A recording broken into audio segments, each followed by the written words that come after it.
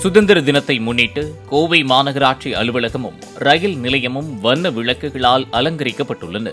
மூவர்ணத்தில் ஜொலித்த கட்டிடங்கள் அவ்வழியாக சாலையில் செல்வோரை வெகுவாக கவர்ந்தது.